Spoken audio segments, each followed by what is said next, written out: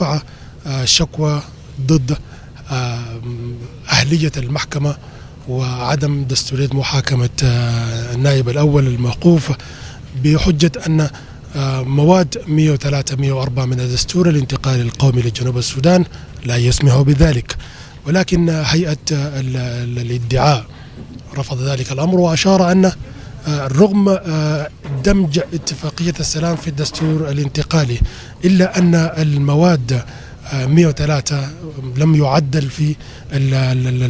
يعدل في تعديل الأخير عام 2020، ولذلك لا يعطي أو لا يعطي يعني حصانة للنائب الأول لرئيس الجمهورية وغيرهم من النواب، يعني حصانة كحصانة الرئيس في الدستور الانتقالي. يعني جلسة يوم أمس كان بالأساس لتقديم الرد المكتوب من قبل هيئة الادعاء، وبالفعل المحكمة تسلمت الرد المكتوب من قبل هيئة الادعاء وطلب أن يعطى مهلة لليوم لكي يتم دراسة الشكوى ودراسة الرد المكتوبين من قبل هيئة الاتهام وهيئة الدفاع. فنحن في قاعة الحرية اليوم نتوقع أن يأتي القضاة الثلاثة بقيادة البروفيسور جيمس ألالا لكي نستمع إلى نتيجة ما تم التواصل إليه من خلال دراسة الورقتين والورقة المقدمة من قبل هيئة الدفاع وأيضا الرد المكتوب من قبل هيئة الادعاء. نحن سنكون معكم في بث مباشر من داخل قاعة الحرية، ومن خلال الملاحظة العامة في إطار تغطياتنا داخل قاعة الحرية نلاحظ أن اليوم يشهد قاعة الحرية ازدحام جميل أو تدافر جميل من قبل المتابعين لوقائع هذه الأحداث وأيضا للمهتمين، خاصة المحامين يعني الذين يعملون في الحقل القانوني، هم داخل القاعة ويدرسون هذه القضية التي يعتبر فريدة من نوعها والأول من نوعها في جنوب السودان، يتم فيه محاكمة كبار مسؤولين في الدولة بتهم كهذه. وكما ذكرت سابقا أن التهم الذي وجه لهؤلاء المتهمين تهم تتعلق بالتآمر ضد الدولة، تمويل الإرهاب وتدمير الممتلكات العامة والعسكرية.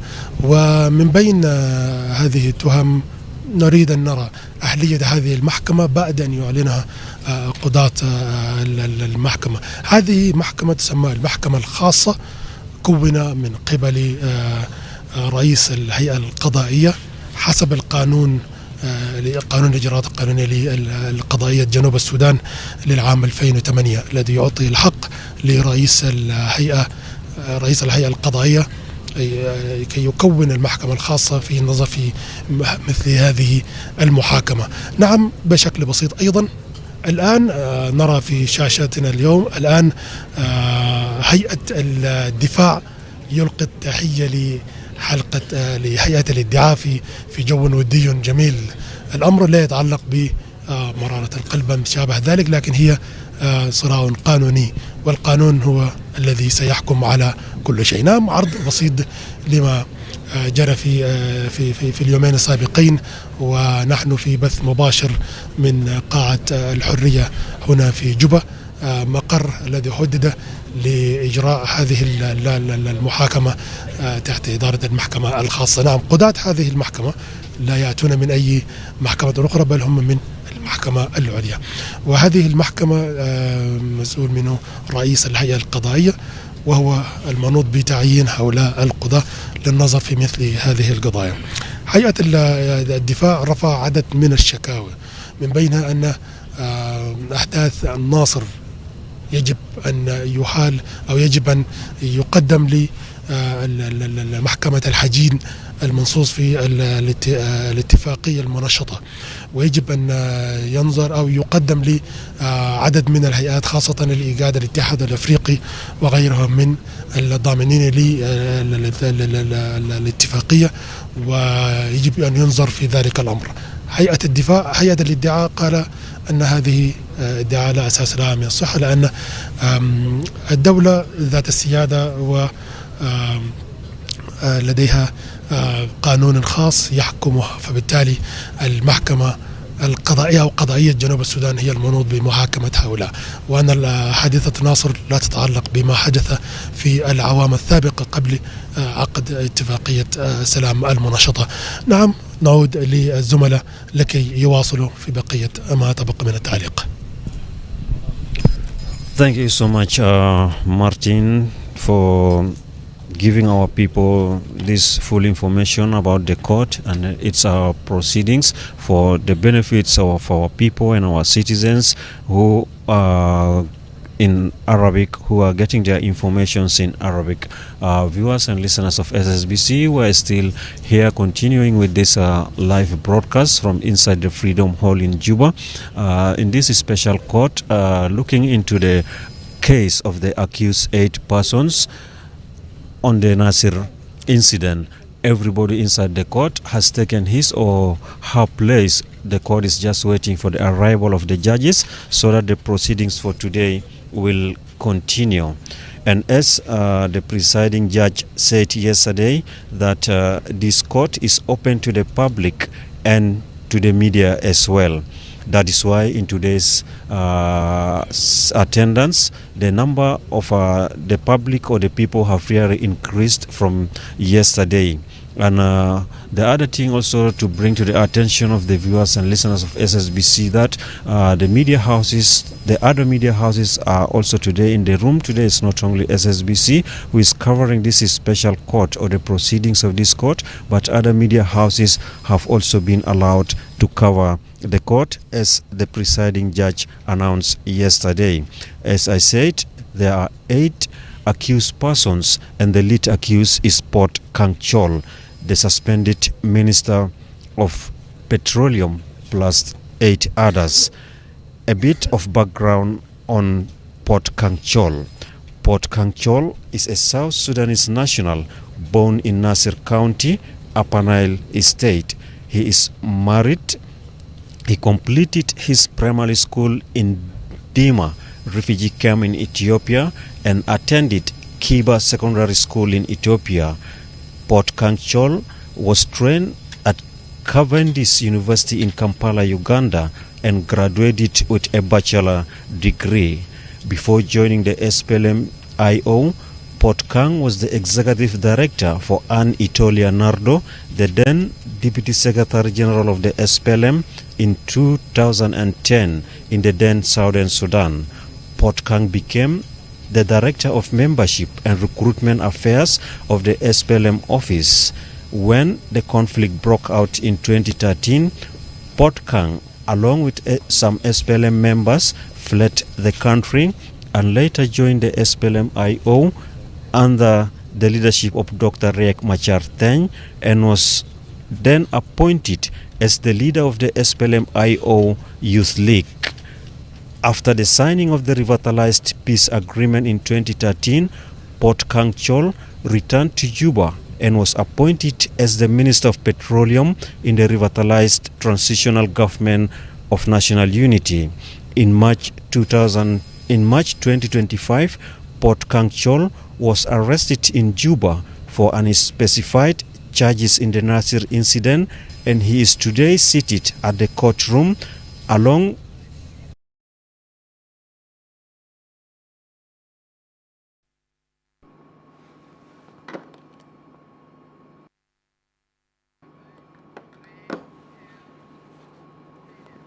Yes, viewers of SSBC, from wherever you're tuning in, as you're still watching us live, as you've been seeing our colleagues down at the courtroom, Freedom Hall, been giving update on what is transpiring there.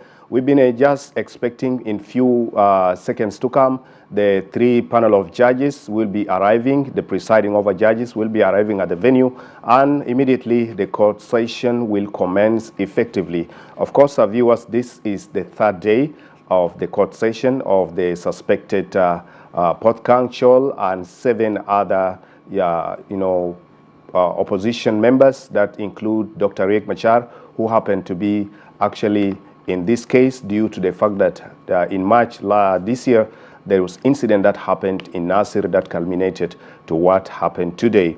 And let's start by looking back to or highlight on the second day. Yesterday, of course, was the second day of the court proceeding, and during the courtroom, which is presided over by the Justice Dr. James Alala Deng, the court began formally with the introduction of the number of advocates from both sides, the prosecution team as well as the defense team, and the 8 accused.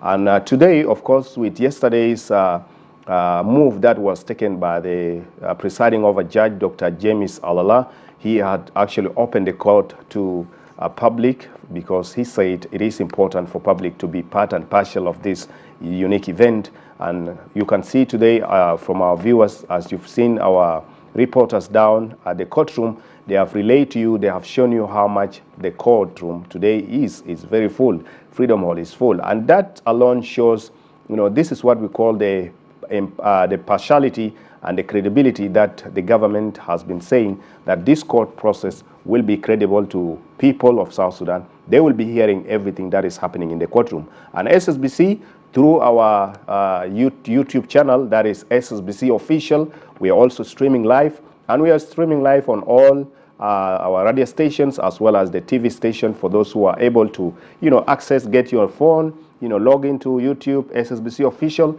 you'll be watching. As you could see, the accused are already at the courtroom. We are saying that we have 8 accused, and the first suspect is Puot Kangchol, led by the rest who are including Dr. Riek Machar. The courtroom, of course, we have 3 panel of presiding over judges, of which we are waiting for them. They will be coming shortly. We have 3 judges from the Supreme Court who are assigned to carry out this task. This includes Justice Dr. James Alala Deng, the presiding over judge. Then we have Justice Stephen Simon, and we have Justice Isaac Pur Majok. These are some of the juries who are given this task to ensure that they accomplish this important task. And the other thing is, viewers, we have 4 consul generals in the Ministry of Justice and Constitutional Affairs who are members of the prosecution team. 4 consul generals who happen to be part and parcel of the courtroom.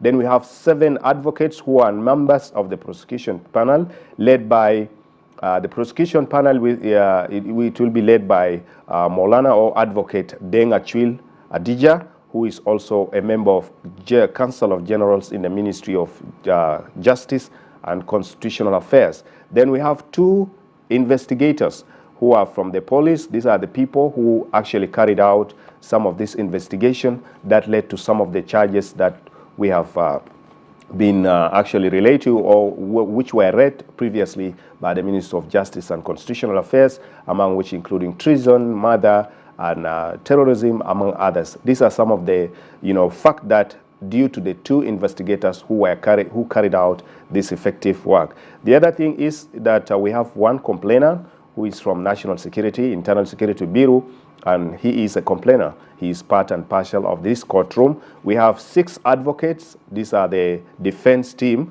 representing the team of Dr. Riek Machar Teny and the 7 other accused, and led by Dr. Gary Raimondo Lege, who is actually the lead team of the defense team. Then we have 8 accused, including number 1, the first suspect is Puot Kangchol, the second is Mompal, then the third is Gadwich Lampoth. We have Lieutenant General Gabriel Doplam. We have Dr. Riek Machar is suspect number 5, according to the list filed by the case. We have number 6 is Brigadier General Camilo Gatmai. Then we have number 7, Mading Riek Yak, and then number 8 in the list of the suspect is Dominic Gatkok Riek. Some of the few quotations that we will read to you from the legal justice and rules of law from various scholars across the globe. For example, a scholar like John Locke once said that, and I quote, "The end of the law is not to abolish or restrain, but to preserve and enlarge freedom," and that is the end of the quote. The second thing is, the case on a trial is basically a structural process where the facts of the case are presented to the jury, and they decide if the defendant or the accused is guilty or not guilty of the charges offered. This is what will happen as we continue, because as now, up to now, viewers, the court is still establishing its session, is still establishing itself. It is both from the prosecution team and the defendant team. The defendant team were saying that they wanted some bit of jurisdiction and so on and so forth. They cited some legalities in the process, but then also the prosecution team, as from yesterday, managed to write full detail of the report submitted to the presiding over judge, Dr. James Alalab, and copy was also handed over to the defense team, defending their ground that this court process is legal, and the court process and the court established, the special court has the jurisdiction to be able to try the case at hand, the case of the 8 accused who happen to be, as you could see them on the TV, they're already on the ground, they are in the courtroom awaiting the presiding over judges. It is also essential that justice is done, and it is equal vital that justice is not should not be confused with revenge. The two are wholly different. Therefore, our people must allow, our South Sudanese must allow the law to take its course, but not to think it is a revenge. We all have to make sure and adhere. As today you've seen, viewers, number of people turn up. This shows that the case at hand, it is the public has to go and listen and hear what is happening. And then as they judges, or the judge also has to preside over this case to ensure at the end of the day, law or rule of law has to take its course. What does it mean? It means that if the suspected individuals are found to be innocent, they will be free.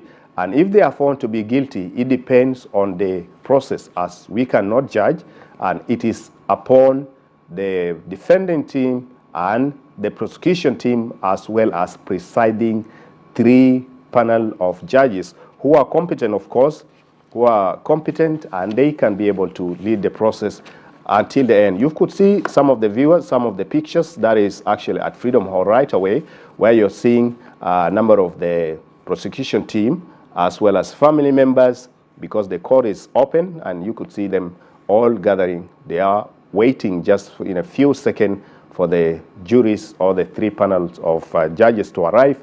Then the session, that is the 3rd session of the court proceeding of suspected Prof. Kangchol and the 7 other SPLM members, it starts immediately.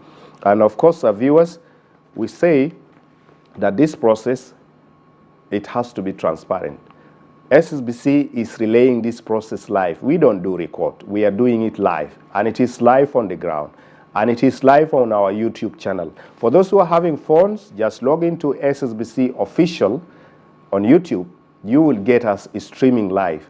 And those who are having an Facebook account, also those who are having Facebook, log into SSBC official. You'll also find us live. So we don't do anything undercover. We do it as being directed by the leadership and by the presiding over judge. As you've heard yesterday from Dr. Justice James Alala, he said this court proceeding has to be for public consumption. That means public must know, and the government must know what is happening. It's an independent process that we do believe that it is an independent process that has to go all the way. No matter how much it's going to take, it has to reach the end. And this is what SSBC is committed, and they ensure, the management of SSBC is committed to ensure the process goes up to the end, and the court proceedings and the end of the day is that either the suspect are proven to be guilty or they're proven to be innocent. That is now what is not in the hand of SSBC, but it is in the hand of the presiding over judges. With that, viewers, we will be saying in a few while, we are expecting to see the arrival of the 3 panel of judges. As I've said in the beginning, the panel of judges, of course, they are represented by Justice, that is Dr. James Alala, who happened to be the one presiding over this event. And we have some of his co-justice, or some of the juries who are supporting him, Justice Stephen Simon. And then we have Justice Isaac Poor Majok. Then we have 4 members of council generals in the Ministry of Justice and Constitutional Affairs. We have 7 advocates who are representing the prosecution panel led by Advocate Deng Achwil Adija, and then we have also 2 investigators from the prosecution side. Then don't forget we have also 6 team representing the advocates who are on the defense side. These are 6 headed by none other than Dr. Gary Raimondo. And today, of course, they will be sitting together and hear the reply, because we said yesterday there was a reply that is written, submitted to the jury, to the presiding over judge, and also copy was given to the defense team. This alone, it is on the establishment of the special court. As we speak, we have not yet opened the case. The cases level against the 8 accused has not yet been opened. But few minutes from now, as soon as the court or the presiding over judges now accept all the claims that are being raised or put across by the 2 sides, then the process can kick up immediately. Viewers, I will connect you back to my colleague at Freedom Hall, and let's see if the panel of the judiciary or the judges arrived, then we can start. Stay tuned, continue to watch us. As we said, we're live on YouTube, we're live on Facebook. Just log in SSBC official and you get us streaming live. Let's connect to our colleague at Freedom Hall. As you could see, the suspected individuals are already at the courtroom, and the courtroom, of course, today is full, accessible to public, to members of public, provided that you adhere to the rules and regulations of the courtroom. You could see Freedom Hall today is different from the first day.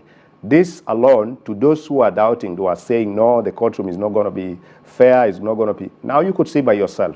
It is live, and nobody does any editing on the live coverage. So let's connect to my colleague. We have down on the courtroom, we have my colleague, Matiang Joseph, we have Mori, and we have also Leila Osman, and we have Martin Justin Kose. These are some of the SSBC crew who are covering from there. Let's get to them and hear more.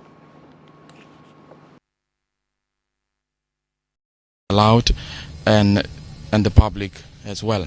So long that if you are South Sudanese having the nationality, you can move to the court premises to take part in the proceedings. These were the words stated by the presiding judges yesterday during the adjournment of the proceedings until today. The proceedings are still at the early stages. Defense team and prosecution team is still arguing how the court should proceed. The bigger point here is immunity. The defense argued that the first vice president cannot be prosecuted, but the prosecution counted that immunity applies only to president, not to other office holders. In their view, no political position should shield an individual from accountability. On the question of the revitalized peace agreement, the prosecution stresses that while a hybrid court is planned, national courts retain full competence to try serious crimes under domestic law. They framed these as both a matter of sovereignty and of justice not being delayed. So in summary, the prosecution's message is clear. The court has the power. The accused has no immunity. And the South Sudan, as sovereign nation, has got its laws, the law of the land, to try serious crime. So the court proceedings are expected to commence as the presiding judges arrive to the venue. From now, let me hand over the microphone to Leila Osman, the only lady among the men covering this live. Yeah, thank you, Martin Joseph. Actually, it's not the only women. I think there are some female journalists from other media houses, so I'll need to correct you for that. I'm not the only female doing the coverage here. So actually, thank you, Martin, and my colleague Peter Mori, Martin Kose, for the updates. Just as a reminder of what is happening, actually, regarding the case, as of September 2025, the most prominent high-profile trial in South Sudan is against Puot, Kangchol, the suspended Minister of Petroleum, and 7 other political and military officials. The group is accused of treason, murder and crimes against humanity in connection with an attack in Nasir in March 2025. Just a reminder again about the suspect that is Puot, aged 40, according to order. And then Mampal is aged 27. A businessman, and then Gatwish Lam, a member of parliament, aged 66 years, and Lieutenant General Gabriel Doplam, deputy chief of the SSPDF, and aged 53 years. Then followed by Dr. Riek Machar Teny, who is in fifth position in the according to the judgment procedures. The suspended first Vice President of the Republic of South Sudan, who is 73 years old. We have in number 6, Brigadier Camilo Gatmichael, Head of Administration and Finance, Transitional National Security Committee, aged 47. Then we have number 7, Madin Yakriak, a signal personnel radio operator, aged 45 years, followed by the 8th suspect, that is Dominic Gatcock, Riak, a generator operator in the office of the suspended first Vice President, who is aged 57. Just maybe a reminder again about the charges. The charges are as a result of the March 2025 Nasir incident, where the White Army Militia overran a South Sudan People's Defense Forces, SSPDF base. The attack resulted in over 250 deaths, including senior SSPDF officers. The government alleges the 8 accused are allies of the suspended first Vice President, Dr. Riek Machar Teny. For more update, as we've maybe in regard to what is happening in the courtroom is full actually compared to day 1 and 2, and the situation looks a little bit calm from observance within the hall. And I'll hand you over to my colleague Peter Mori to give you more update. Thank you so much, my colleague Leila Osman. I just need to give our listeners and viewers of SSBC a summary about the issue of immunity of the first Vice President. According to Article 103 concerning immunity, it says, the President shall be immune from any legal proceedings and shall not be charged or sued in any court of law during his or her tenure of office. Notwithstanding sub-article 1 above, in case of high treason, gross violation of this Constitution, or gross misconduct in relation to national affairs, the President may be charged before the Supreme Court upon a resolution passed by a 2/3 majority of all members of the Assembly. The President of the Supreme Court shall, within 7 days after receipt of the impeachment notice referred to Article 2 under sub-article 2 above, constitute a tribunal comprising 3 judges of the Supreme Court to evaluate the allegation in the notice and to report its findings to the Constitutional Panel of the Supreme Court. The President shall be entitled to appear at the proceedings of the tribunal and to be represented by a lawyer or other expert or any other person of his or her choice. If the Constitutional Panel convicts the President, it shall communicate its final verdict to the Assembly, and he or she shall be deemed to have forfeited the office. If the notice for the removal of the President is on the grounds of mental infirmity or physical incapacity, it shall be based on a report submitted to the Assembly by a medical board consisting of qualified and eminent specialists from the Medical Commission in respect of the alleged infirmity or incapacity. Viewers, according to this Article 103, there is nothing mentioned of the first Vice President or the Vice President. That means the only immune person from impeachment is His Excellency the President. And Article 104 says appointment and removal of the Vice President. The Vice President shall be appointed by the President subject to approval by a two-thirds majority of all members of the National Legislative Assembly.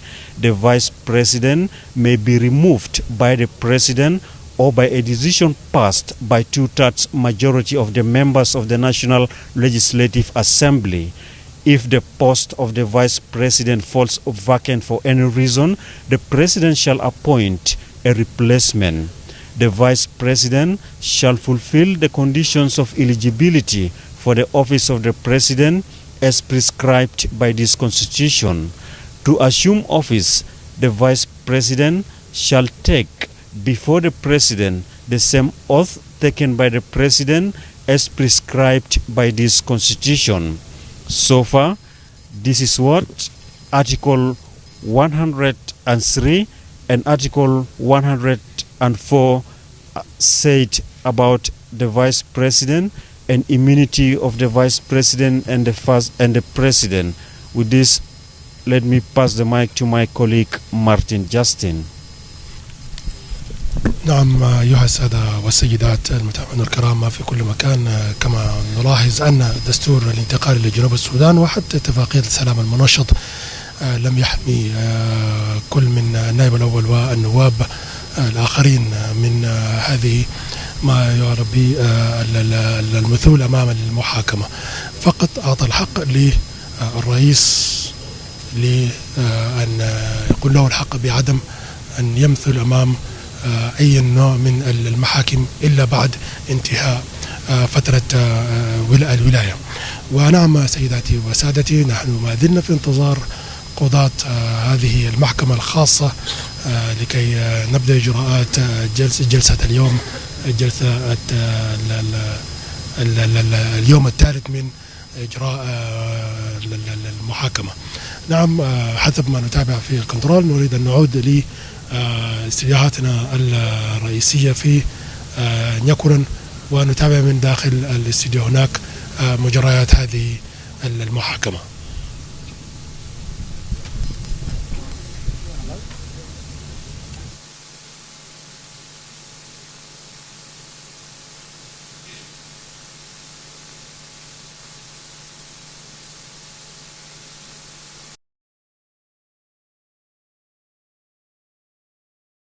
Thank you so much for joining us.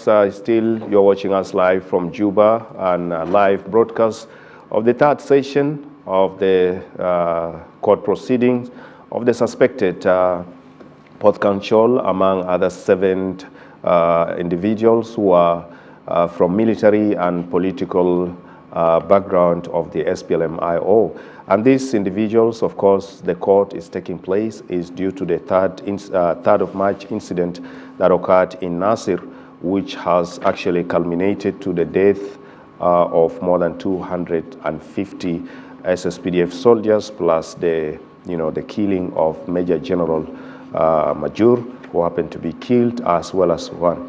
So viewers, the presiding over juries or the presiding over judges are getting on the courtroom, and as you could see them marching or coming up, this alone will tell us that the process is starting. And let's continue to watch and see what will be the end or the outcome of today's gathering or today's court proceeding. Let's watch and back to Freedom Hall. Please sit down.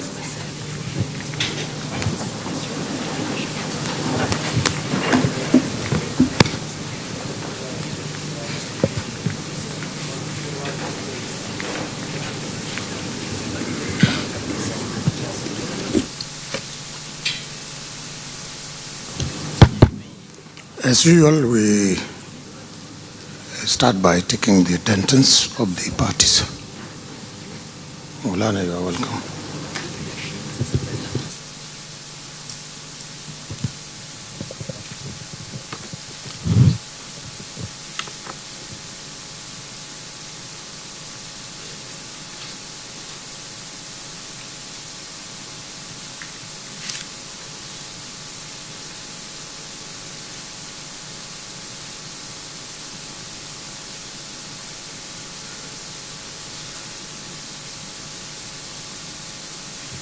Attendance, please.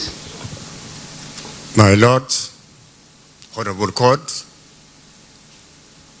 in the presence of Procedural Deng Ashwil Adia, in the presence of the investigator, the complainant, and the team of the prosecutions. Thank you.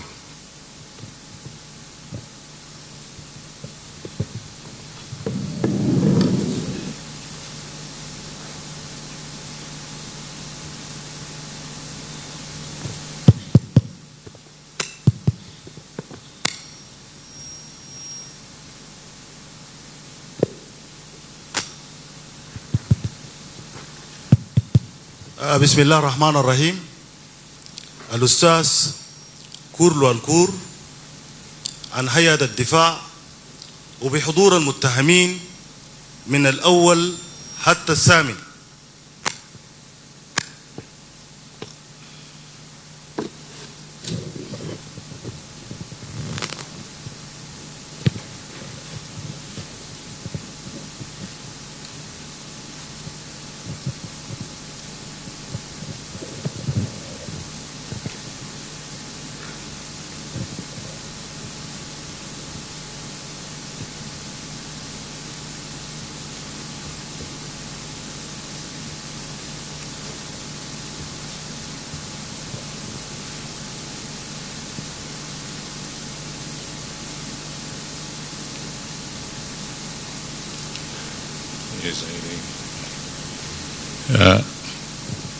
Honorable Court, we do have objection on the appearance of some advocate with the defense team who are not licensed,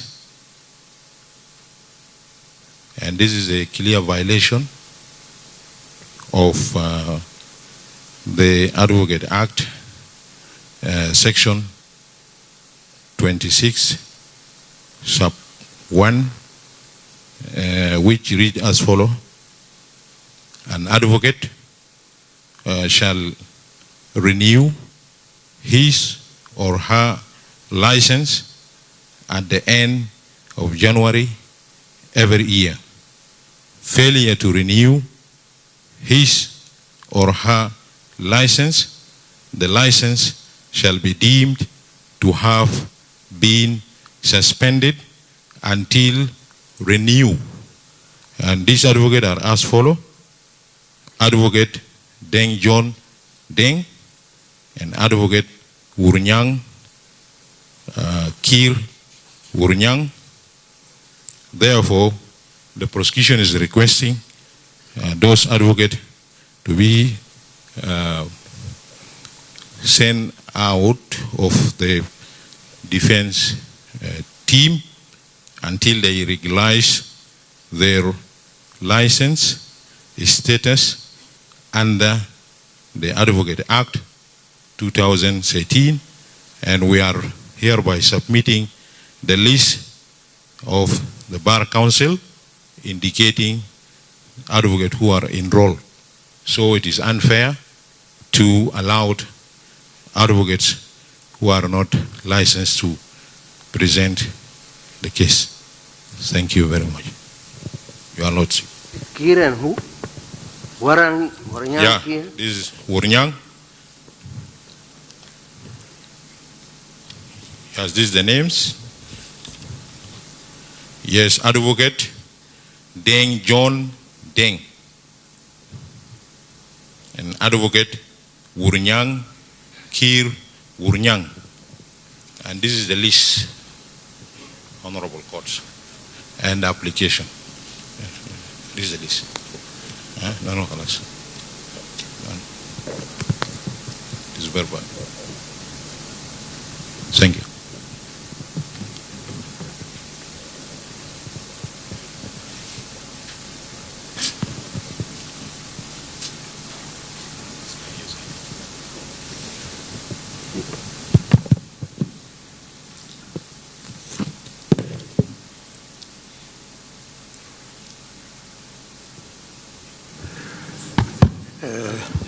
المحكمة الوقرة Excuse.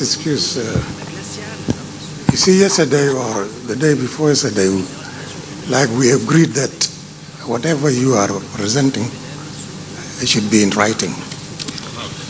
So if it is written, Yes, written we have. you give us a copy. Yes, the last paragraph. Defense, The last paragraph, yes, we have it. the defense copy. The defense. This is for And defense. The last paragraph of the objection. Yes. Go ahead.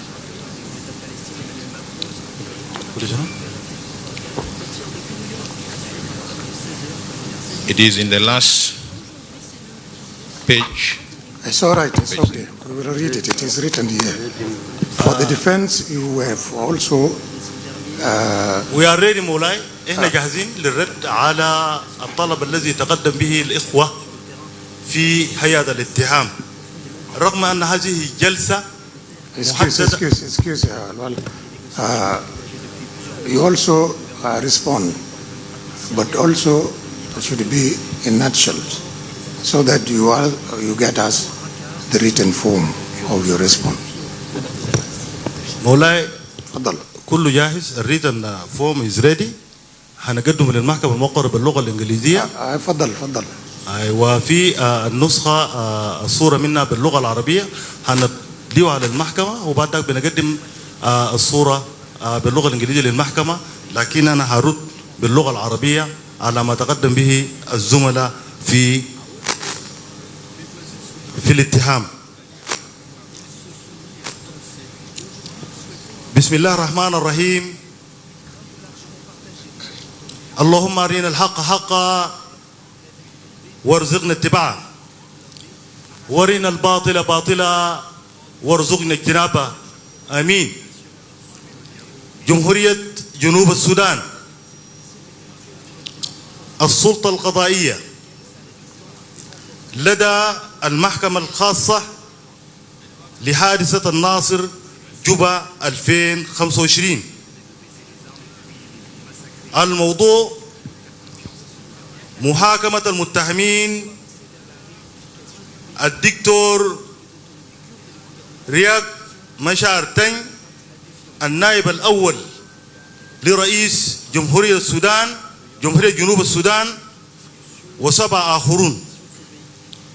القضية الجنائية رقم 15/33/2025 تحت أحكام المواد 48 50 52 61 62 64 65 66 67 70 71 72 75 76 على 206 239 من قانون العقوبات لدولة جنوب السودان لسنة 2008، والمواد 15 ألف وباء،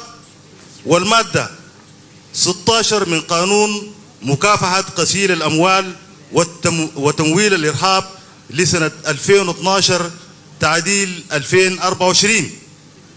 الموضوع رد الدفاع على اعتراض النائب العام بشأن ظهور المحامين المكلفين بالدفاع عن النائب الأول نائب الرئيس دكتور رياك مشار تني وآخرين.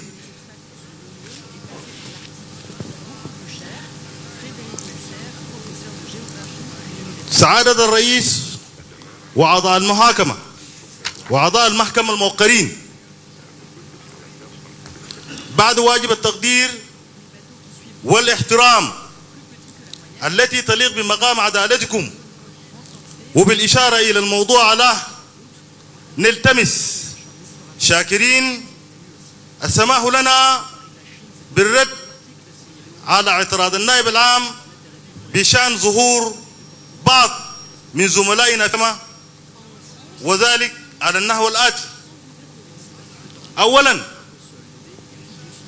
حق الدفاع وأصالة اختيار المحامي. سيد الرئيس، أن الحق في الدفاع حجر زاوية في منظومة العدالة الجنائية، وهو مكفول دستوريا وقانونيا ودوليا بموجب الأحكام التالية: 1. المادة 19 الفقرة 7 والمادة 36 الفقرة 2 و3 من الدستور الانتقالي لسنة 2011، والتي تنص على الآتي: لكل متهم الحق في الوقت الكافي لإعداد دفاعه والتواصل مع محاميه يختاره.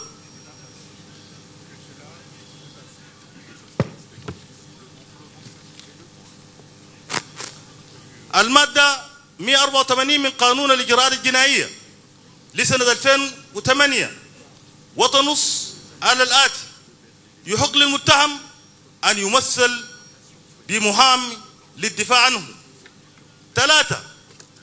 المادة 14 3 باء من العهد الدولي الخاص بالحقوق المدنية والسياسية، وتفيد بأن لكل متهم الحق في محاكمة عادلة واختيار محاميه بحرية.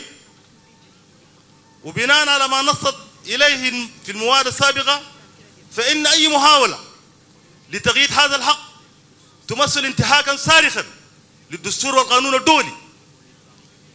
ثانيا، تعسف نقابة المحامين وانعكاسها على حق الدفاع.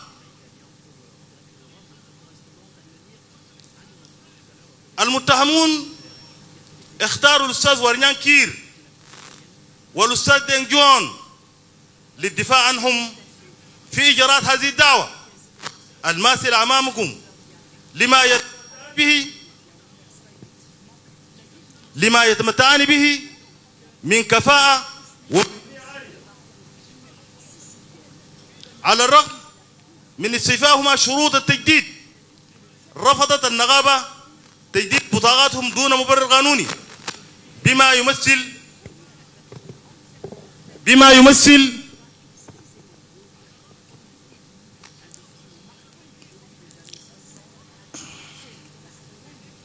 يمثل استعمالا تعسفيا للسلطة وعرقلة لحق الدفاع. 3. أن أحكام المادة 25 الفقرة 2 من قانون المحاماة لسنة 2013 أتاح للسيد نقيب المحامين منفردا سلطة منح المحامي إذنا خاصا للظهور في قضية محددة عند الطلب، وقد تم رفض الطلب دون مبرر قانوني. التناقض بين موقف النقابة الرسمي ودعمها المزعوم للمحاكمة العادلة وممارستها في الحرمان الفعلي من حق الدفاع يعكس إخلالا جوهريا بحق الدفاع. وأنا شخصيا اتصلت على نقيب المحامين قبل هذه المحاكمة، اتصلت عليه وقلت له: أنا قادم إليك لمناقشة هذا الموضوع، ولكن عندما ذهبت إليه فر بجلده وترك المكتب خاليا.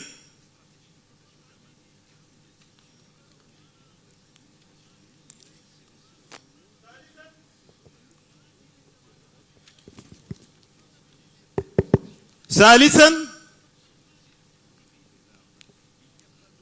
أولوية حق الدفاع على القواعد الإجرائية. الحق في الدفاع لا يجوز تقييده بحجج إدارية أو تنظيمية مثل صلاحية البطاقة المهنية أو العضوية النقابية، وهذا ما أكده الفقيه الأستاذ الدكتور فتحي سرور أن الحق في الدفاع هو تاج العدالة الجنائية ولا يقيد ولا يساوم عليه. إننا في إجراءات هذه المحاكمة ومن واقع ممارسة مهنة المحاماة إننا لدينا إرث في دولة السودان عندما كنا جزء من تلك الدولة لن يحدث مثل هذه التصرفات. إن تأخر المحامي عن تجديد رخصته يتقدم بالطلب للنقابة لتجديد رخصته ويذكر الأسباب التي دعته للتأخير يلزم بدفع غرامة رمزية ويسمح له بتجديد رخصته. ولكن ما بين ذاك الزمن وهذا يحدث مفارقات لا نعلم من أين أتى نقيب المحامين بهذه الممارسة التي لا تليق بمهنة المحاماة.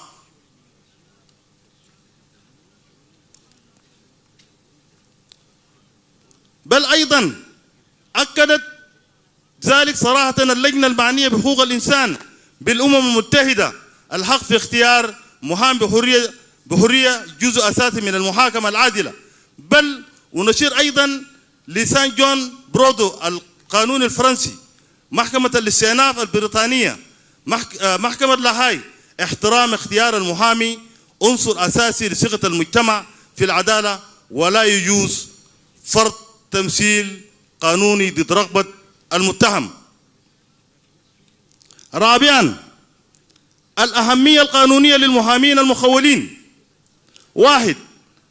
أن حجر الأساس الأول في الدفاع يمثل هؤلاء المحامين العمود الفقري في حماية الحقوق القانونية للمتهمين في القضايا الحساسة، وأن الساعد الأيمن للمتهمين تم اختياره بتفويض رسمي وممحور بتوقيع المتهمين مما يمنحهم الحق الكامل في الدفاع دون تقييد. على مدى السنوات الماضية وحتى الآن لم يكن هنالك من يجاهر بالدفاع عن المتهمين في القضايا الحساسة ضد الدولة إلا هؤلاء المحامين، مما يجعل العمود الفقري الأول في حماية الحقوق القانونية للمتهمين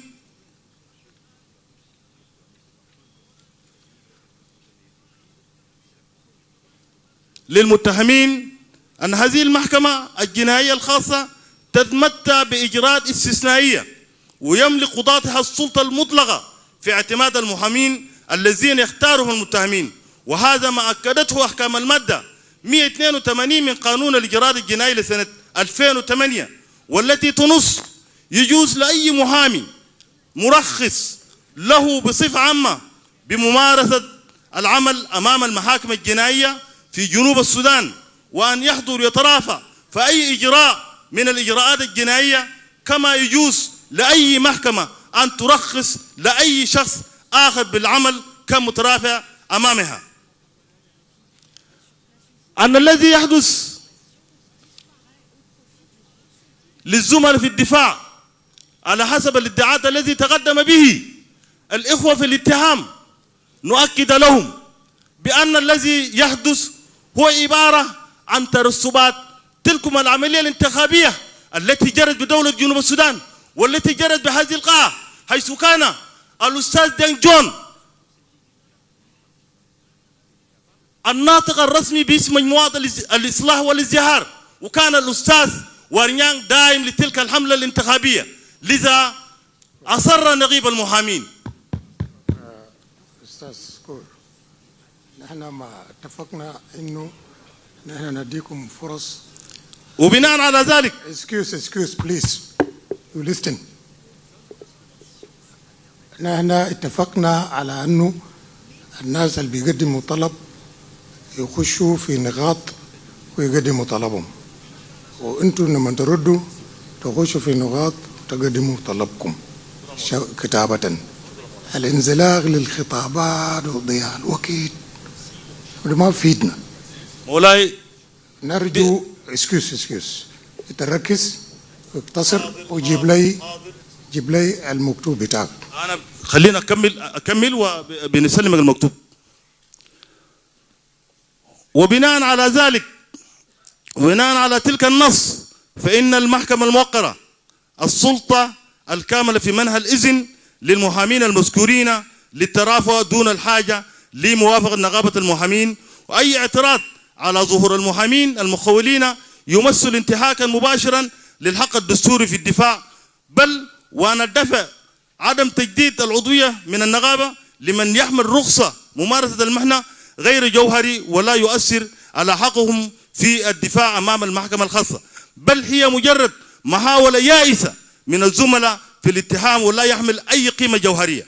خامسا نلتمس من المحكمة الموقرة رفض الاعتراض المقدم من السيد المدعي العام بمنع ظهور المحامين لما يمثله ذلك من انتهاك للحق الدستوري والدولي في الدفاع. السماح للمحامين المكلفين من قبل المتهمين بترافعه في هذه الدعوة، وشكرا. شكرا.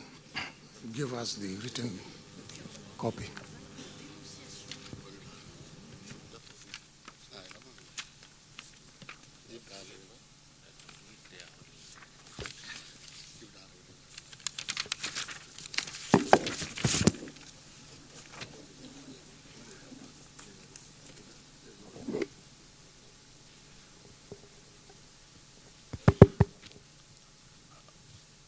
المحكمة الموقرة ده صورة من الرد على الطلب الذي تقدم به الاتهام، وما هو طلب تفويض من المتهمين للمحامين الذين تم الاعتراض عليهم من قبل الاتهام. شكرا. Honorable Court, the prosecution. عندك تعقيب؟ عندي تعقيب, yes. تفضل. Yes, the prosecution is very clear in their application, and we insist that it is the provision of the transitional constitutions of the Republic of South Sudan 2011 as amended, Article 136 sub 3, that advocacy shall be regulated by the law. And the law in question here is the Advocate Act of 2013, which is very clear under the cited section, which is talking about the advocate shall be licensed. This is number one. Number two, the decision to license the advocates are the decision of the Bar Council, according to the law, not the decision of the court. And the said advocate would have been, or they're supposed to contest the alleged decision that they said they were rejected not to be licensed. Maybe they are not fulfill the requirement for being licensed as an advocate. All the cited jurisprudence are not relevant, are not binding to the court, and the court should abide by the Constitution and by the law.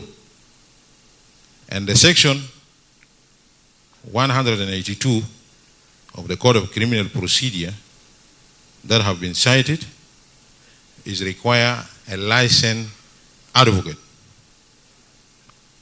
Advocate who is not complying with the law should not be allowed to defend the accused persons. If the accused fail to find any suitable advocate, the law gives the government right to find who will be defend the accused as the legal aid. So the prosecution is insisting and requesting the court to send those advocates outside of the defense and to be seated with the public outside. Thank you very much.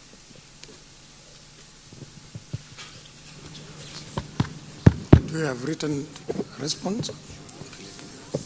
This is our response. It is verbal? Yes, verbal, yes. That's all right. Yes. Thank you. According to the Constitution and the law. Okay, you're welcome. Sit down. Yes, thank you.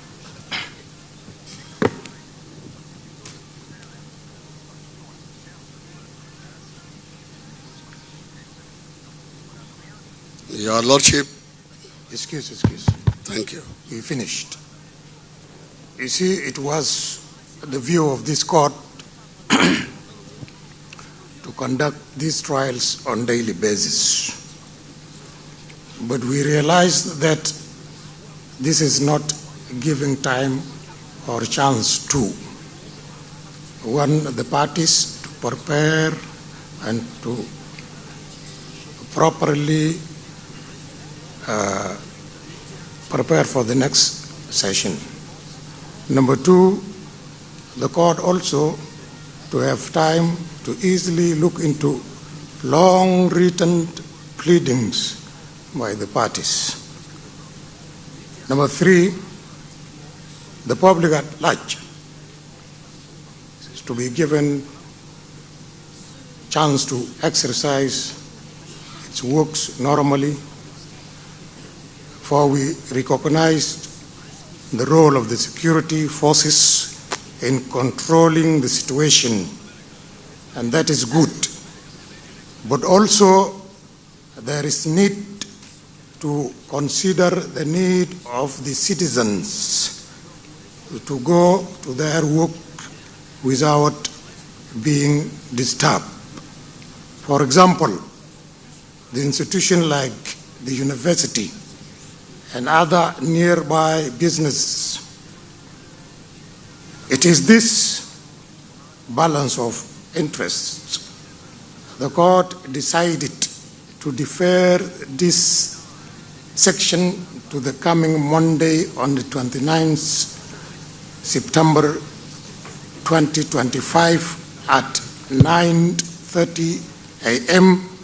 for the decision on the objection presented by the defense team and the objections that's presented by the prosecution now. Your Lordship. Therefore, the court is adjourned for that time. Thank you. Go!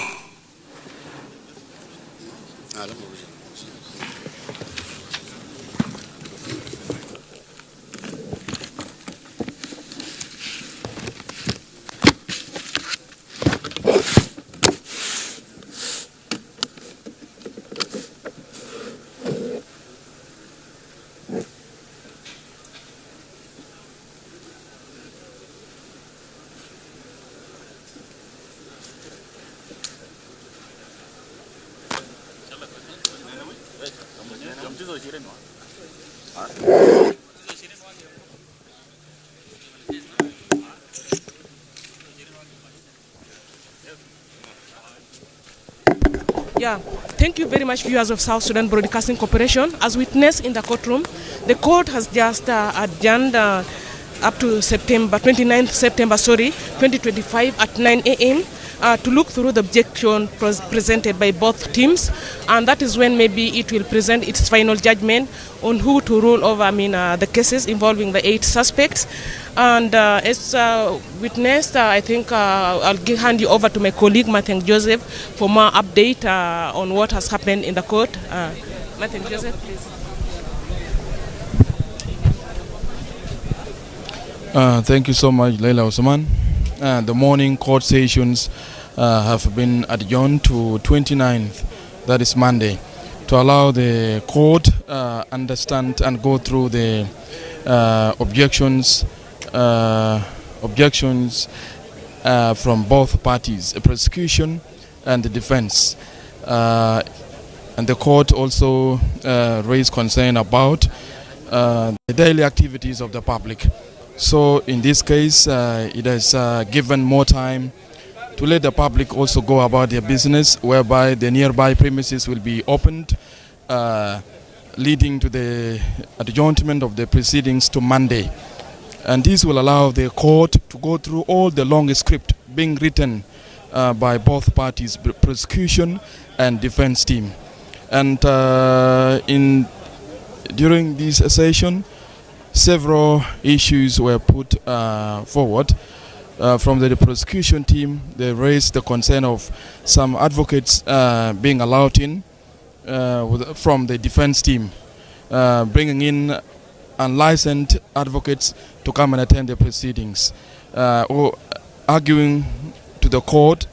These individuals should be sent out of the courtroom or allowed to sit in public, to be part of the attendance, to be able now to witness the proceedings rather than participating in the argument in this court hearing. From now, let me give the microphone to Peter Mori.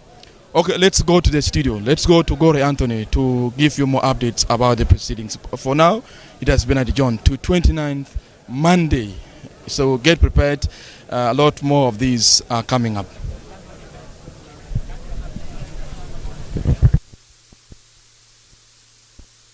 From my colleagues down at the courtroom, Mathiang Joseph, Leila Osman, Peter Mori, as well as Martin Justin Kose. You've been following closely the court proceedings presided over by three presiding over judges. That is led by Dr. James Alala Deng, who is the presiding over judge. And this is, of course, is the third session of the court proceedings for the suspected Puot Kangchol and also Dr. Riek Machar plus other military and political members of the opposition.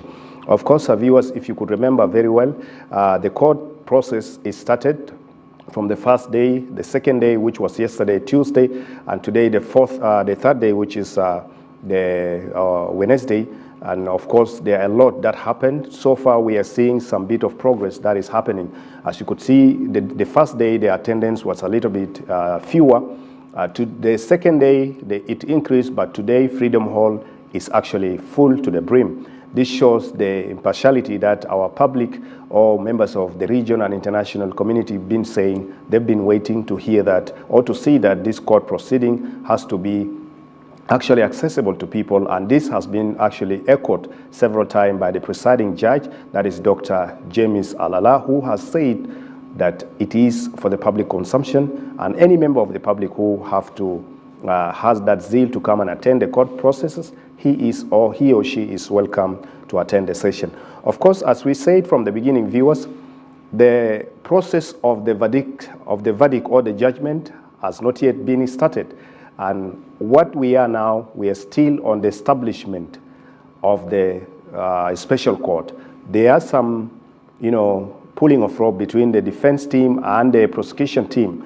And based on the jurisdiction that the defense team was saying, that they are saying that there is a need for this court not to be able to try the suspected, while the prosecution team gave their ground. Yesterday, they wrote a detailed report saying the court is competent to be able to try the 8 suspected individuals who are actually connected to the incident that took place in Nasir this year on 3rd of March. And of course, viewers, as the court procession is started today by the introduction of both parties, starting from the prosecution team, the defense team, as well as the accused who happen also to be part or happened to be present at the courtroom. All the accused were there. Now, what came out of today's session? What came out actually is that there is some bit of understanding so far.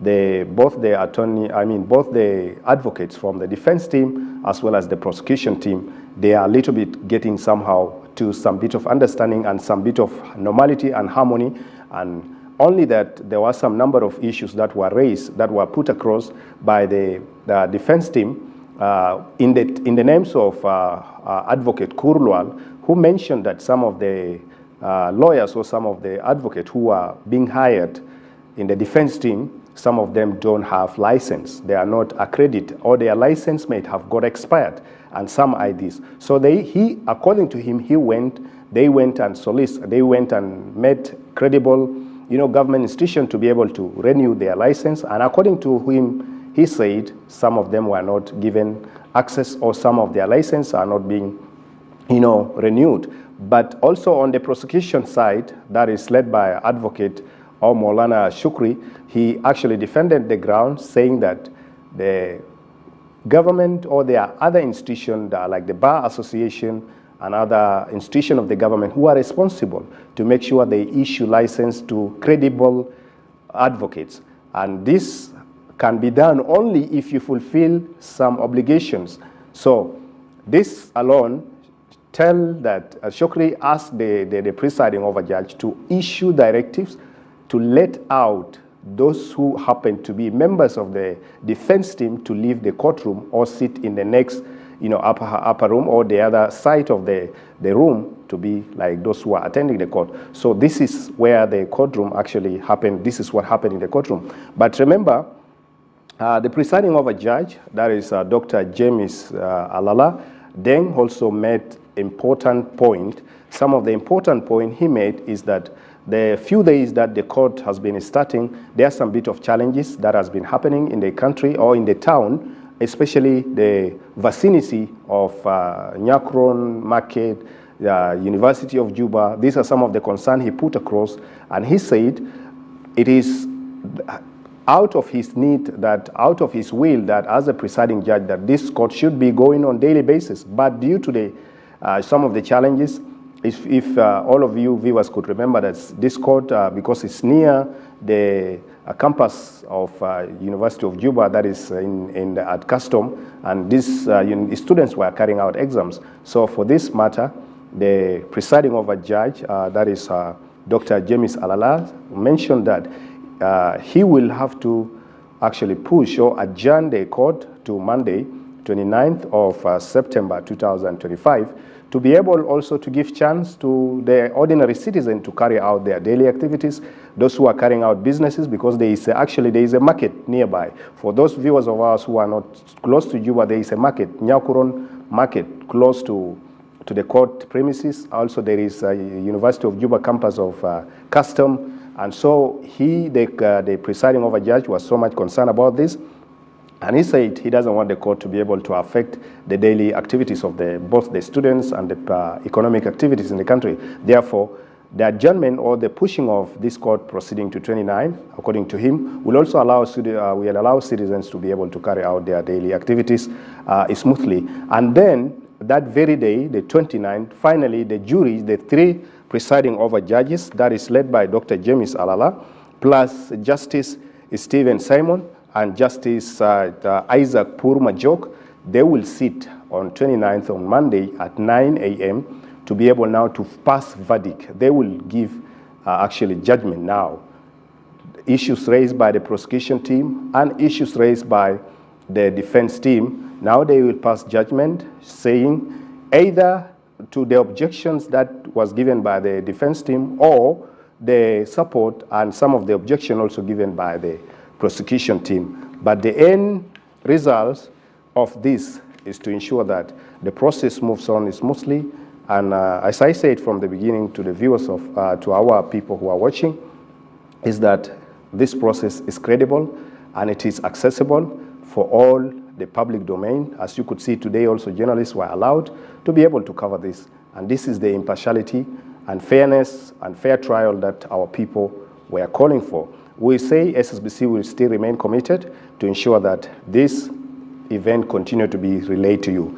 To sum up, is that once again we have a number of quotes or number of quotations of some of the legal justice scholars who made some quotes on judgment or on some of rule of law. It says, it is essential that justice be done, and it is equally vital that justice not to be confused with revenge, for the two are wholly different. That's one of the quotes. The other quote is that by scholar John Locke once said, I quote, the end of the law is not to abolish and retrain, but to preserve and enlarge freedom. Next, case of trial is basically a structural process where the facts of the cases are presented to a jury, and they decide if the defendant or the accused is guilty or not guilty of charges offered. During the trial, prosecutor uses witnesses and evidences to prove the jury that the defendant committed the crime. This process would follow when the presiding judges, the defense lawyers, or the team finally agreed on the competence of the established special court to try the accused and their associate. With that, viewers, upholding to the rule of law and the guiding principles of the country's sovereignty is what matters in this event. And we'll say, stay tuned to SSBC. Let's meet again on 29th of Monday, 29th September 2025, same time, live on SSBC, both on our YouTube account, SSBC Official, and Facebook account, SSBC, and we are going to be, as always, live on streaming live from the courtroom and SSBC studio. With this, viewers, I want to say thank you for joining us from the first day till today, and thanks to all our colleagues who were on the ground or the courtroom, and also our colleague on the control room. Thank you so much, and stay tuned to SSBC for the rest of our programs. Bye for now.